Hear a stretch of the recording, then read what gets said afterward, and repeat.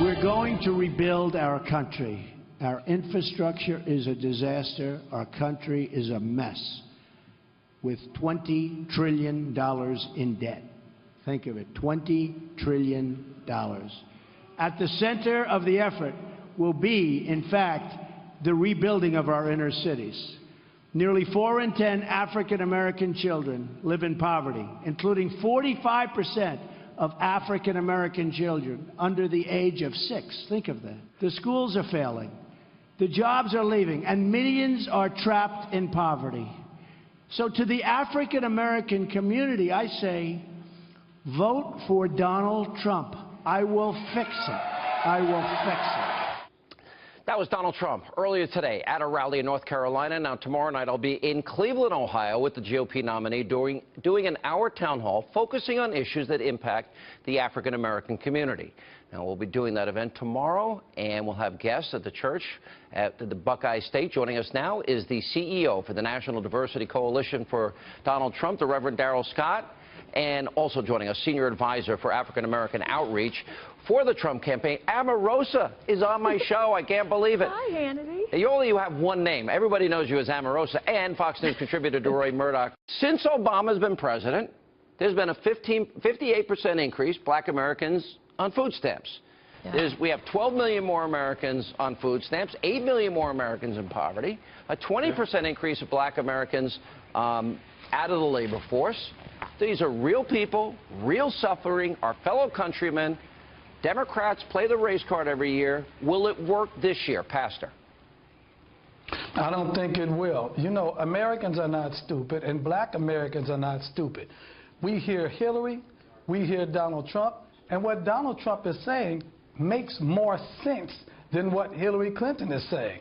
She's trying to sell us on some type of fantasy of some utopian society, while Trump assesses the world through a realistic viewpoint. And Trump is saying we have to deal with the world the way it is and not deal with things the way we wish they were. And so what happens is the Democrats, Hillary Clinton, they try to make it a personal choice rather than a political choice. And, you know, she'll say, well, women don't vote for Trump because he's a misogynist, and foreigners don't vote for him because he's a xenophobe, and blacks and minorities don't vote for him because he's a racist. But that's not working. The field is clearer now. We don't have 19 different voices to hear. There are 2 candidates left. We're able to hear what she says. We're able to hear what he says. We're able to process it. And once again, what he says makes a whole lot more sense than that crazy stuff she's talking about. Omarosa, you're going to be joining us tomorrow. Look forward to seeing you again. And what are your thoughts on all this? You know, I think it's important to note that the African-American community has been extremely loyal to the Democrats, but unfortunately, the Democrats have not been loyal to African-Americans. Among those statistics that you mentioned, we also saw home ownership among African-Americans drop significantly. When you look at a city like Chicago, where 60% of the young African-American men are either unemployed or not in school, we are failing the community, and Donald Trump wants to bring change to the inner city. And he's reaching in deep. He keeps giving speech after speech and black church after black church. He's saying, I want your vote. I'll fix the educational system. He's willing to earn it. He's not going to take the African-American community for granted, as the Democrats continue to do. And I like that he's asking for those votes, because Republicans, frankly, in the past have not done enough outreach. That's exactly right. Somebody asked me today, what is the secret? Why is Trump increasing his support among black voters, according to one poll, up to 19.6. And if that's true, that's just astonishing. I said it's very simple. That was the Pew poll. Yeah, very simple. Yeah. He's asking for black votes. That usually doesn't happen. Usually Democrats say, well, they're going to win, so we'll just blow them off. He takes it personally as a personal insult.